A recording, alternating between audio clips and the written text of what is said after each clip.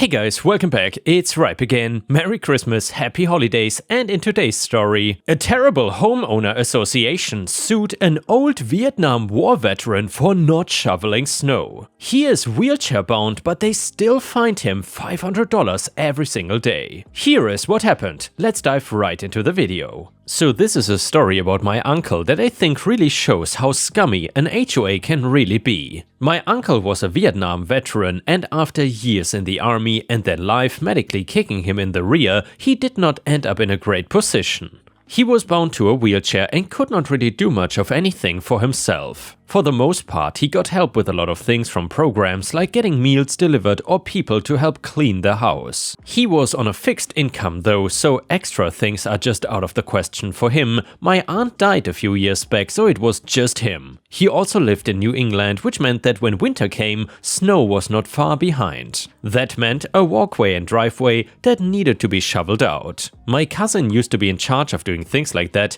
but once he finished college and moved out, my uncle could only rely on free services. His neighbor used to help, especially when it was just a few inches and not that big of a job. One day though, there was a huge snowstorm where he lived, and 2 feet of snow was the final measurement when it finally stopped. People came outside to clear their walkways, but obviously my uncle couldn't. To make things worse, his neighbor was out of town and could not use his snowblower to help. Sure, people came around offering to shovel for money, but it was not like back in the day when kids would go around asking for a few bucks. For a walkway and driveway, after 2 feet of snow, these people were asking for like $100. Way out of his budget. He did the only thing he could, which was nothing. He did not like leaving the place unshoveled, he just simply could not do anything about it. And if you are wondering why I didn't help, well, it was because I lived in another state. Most people would be understanding, but when the HOA president passed his house and saw that he had not shoveled anything, he called my uncle to yell at him about it. And all of this conversation is just what my uncle told me, so the wording is probably not exact. HOA guy said, "I conceded you did not shovel anything. The place looks horrible." "Uncle, I'm just having some trouble since I cannot shovel it myself or afford anybody to do it.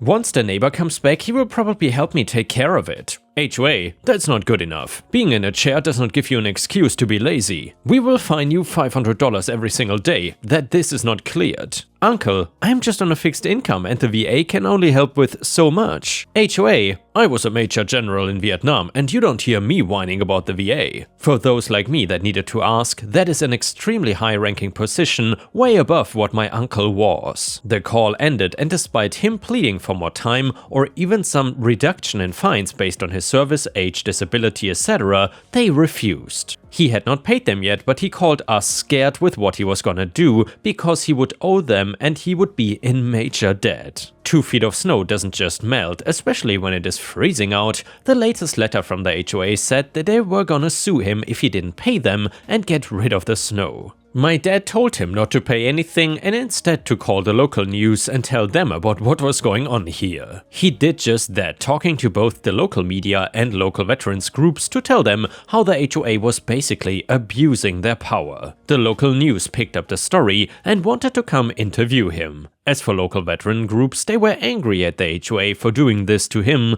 especially when one was also in the services. A few younger guys came and cleared his walkway. However, for him, not for the HOA. When interviewed by the news, he was just very honest and straightforward with the story, telling them that he knew he needed to have his walkway shoveled and he was not trying to argue about these HOA rules. He just wanted some compassion and consideration for his situation. That the fees were far too high and he had no way to pay them thousands of dollars for just some snow. They ran the story because a disabled veteran getting screwed over by an HOA, well, that is something special. The story ran and people in the neighborhood were so angry at the HOA and started calling and telling them off, saying that they should be helping vulnerable members of the community and not hurting them, asking why none of the money would go towards helping people like that after a storm. The next HOA meeting was pure chaos and my uncle was even there since some neighbors brought him knowing it would get crazy. It turns out that some people dug more into the HOA president and his claims of his high-ranking position in the army during the Vietnam War. Well, the background came back and it turns out he not only did not hold that position, but he never served in the military at all. This was a guy that bragged to many people about this too, so they all considered him the worst kind of scumbag. I would not even call it a meeting by the sounds of it, more like a hunt for this guy's head. Everybody was forced out without a meeting even really happening. 2 days later, he officially stepped down from his role as HOA president along with some other announcements directed at my uncle. The case was being dropped and all fines were going away. Smart move for them because they would have been destroyed by a judge for that one. The news even did a follow-up story talking about how there are laws to protect vulnerable people from HOAs, giving out resources and telling people to call if they think somebody in a position like my uncle's is getting taken advantage of. My uncle also did not need to worry about his walkway getting snowed in after that. His neighbor was almost always there and willing to do it for him, and if he was not there, there were always more people willing to help him. Always for free, even though he refused to let them go without giving them the little money he could afford as a tip.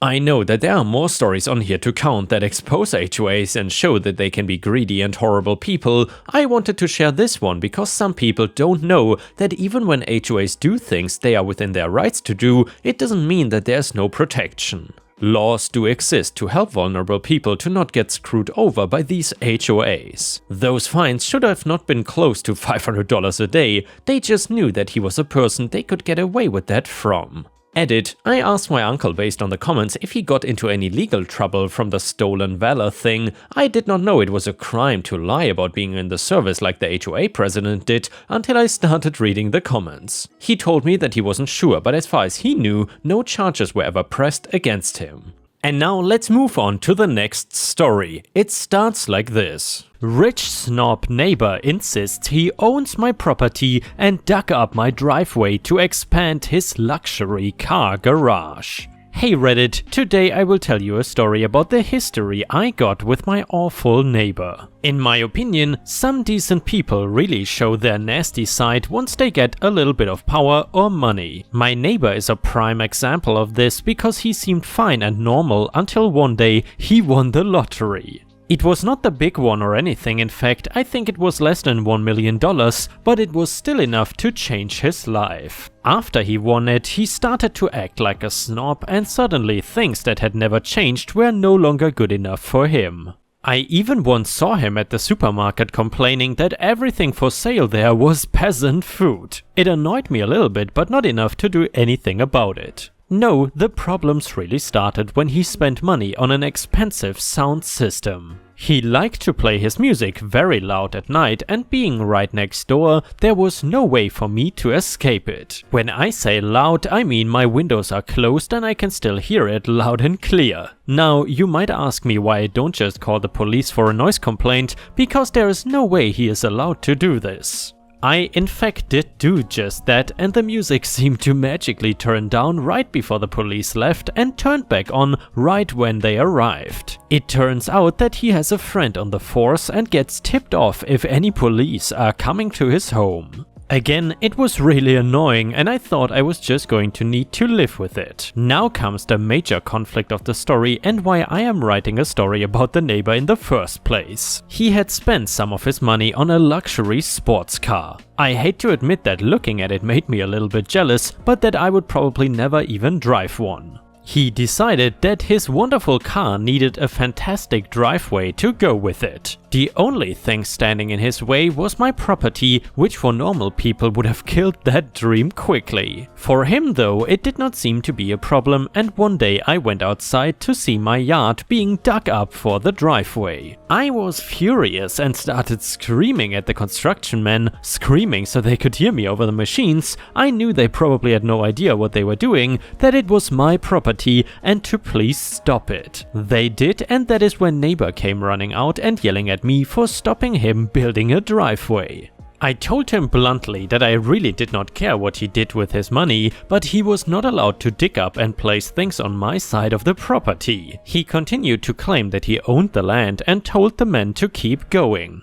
I have to give a shout out to the guy in charge who would not do anything and said that he would only come back after a land surveyor sorted things out. Then he would either fill the hole or pave the driveway depending on the results. Before that happened during the night, I could hear yelling coming from my neighbor's property. The one night there was no blasting music and I had a front row seat to an argument between neighbor and his wife about what he was doing. She was angry and telling him that ever since he won that money, he was a changed person. She threatened to leave him if he did not stop acting this way, and this was not the man that she married. He was speaking too soft to hear his side of the story, but I did hear a bang and called the police to be on the safe side. I have zero idea what happened exactly, but I do know that he had to spend the night in jail. We did end up getting a surveyor and I had to go to court to fight him about paying to fix the property he dug up and destroyed, aka my property. The thing was that he never actually showed up to the court that day, and because of that, two things happened. I was automatically found in favor and he was going to need to pay for it, and he was issued a warrant for failure to appear in court.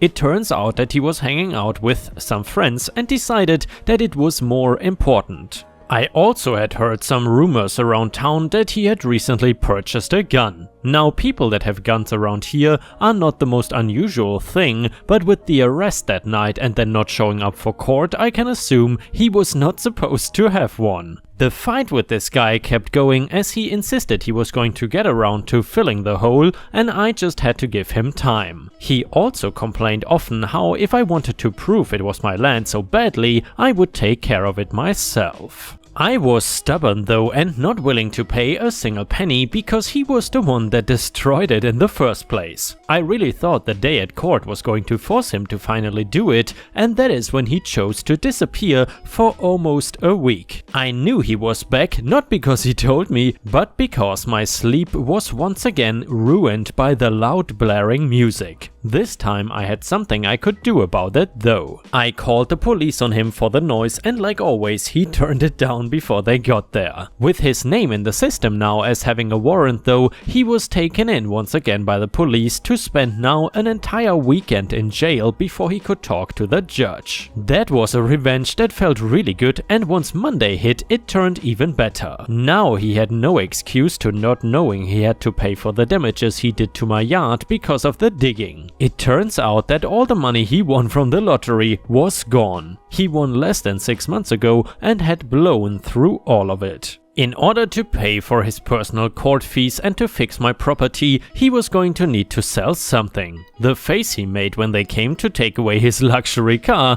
was hilarious. He had the money to pay the same man from before to come back and fill in the hole they had originally dug.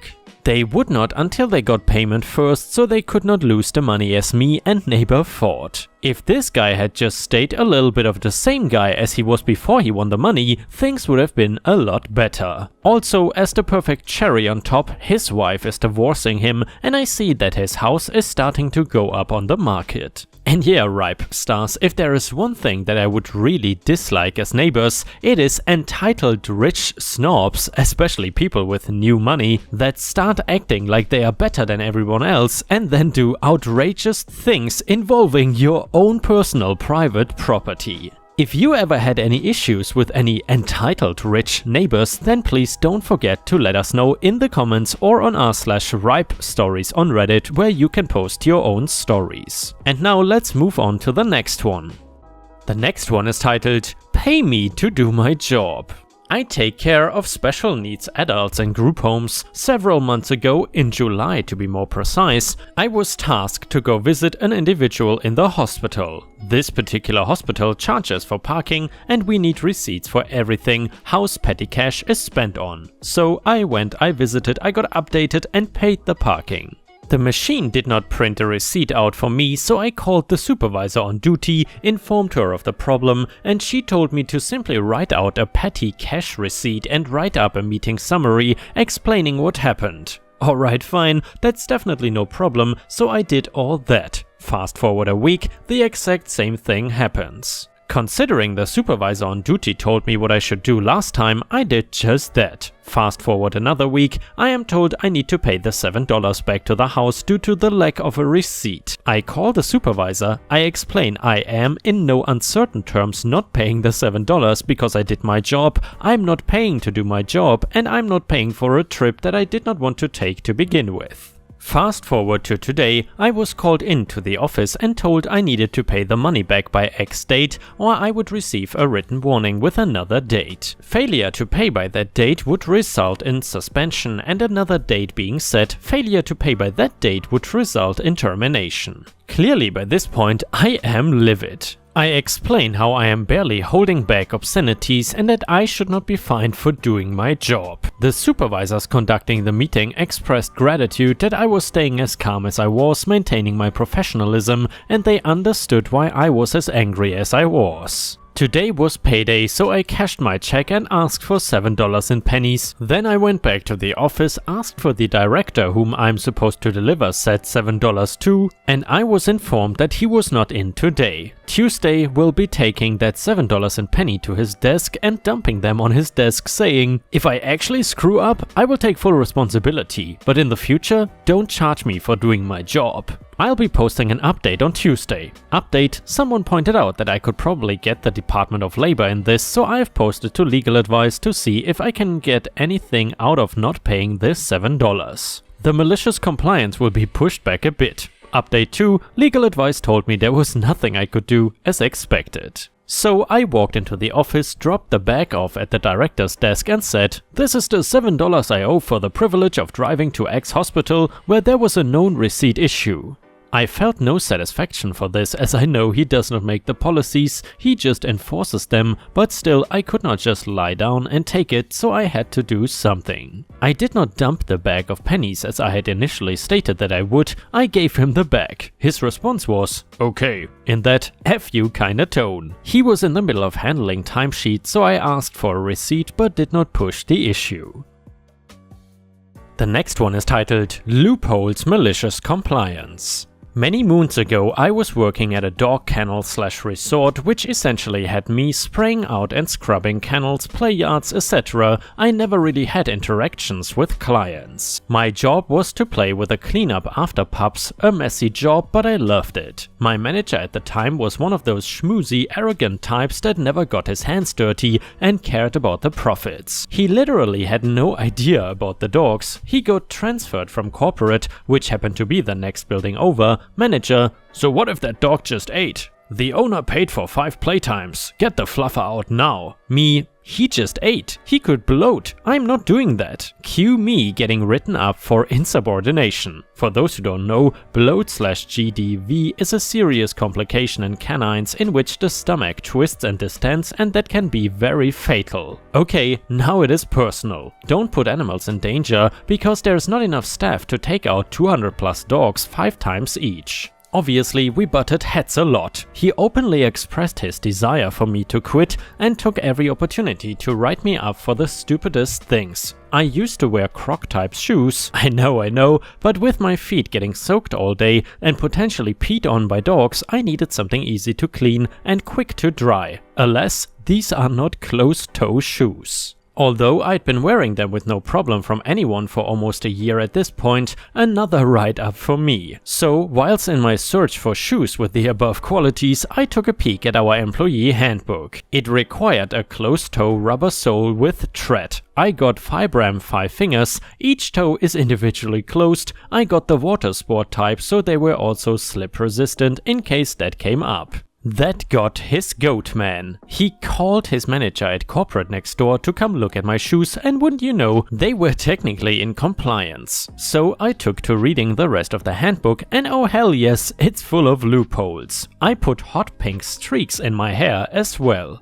The handbook stated hair could not be any color of the rainbow, and pink is not in the rainbow. We were required to carry an obtuse amount of crap on us at all times. For example, many leashes, flea comb, thermometer, pen, dry erase marker, Sharpie, treats, etc. No one really carried it all, just what we needed right then or on that shift. I must have looked like I robbed PetSmart with all of it loaded on, but we were only allowed to wear shorts if the temp reached over 90 Fahrenheit. But no specification on color, our normal work pants had to be khaki. I took this chance to wear the loudest surfing shorts I could find, like bright orange with neon green triangles. It was insanely fun to me. It seemed like every time I did something, his boss would be there with a group of cronies. I heard multiple times about him getting berated for the employee he couldn't control. But through all of this, I did my job and did it well. I eventually quit because I received a better offer working as a veterinary assistant at a clinic. I still have friends at the dog kennel though. They say the new manager is great. I hear they revised the employee handbook.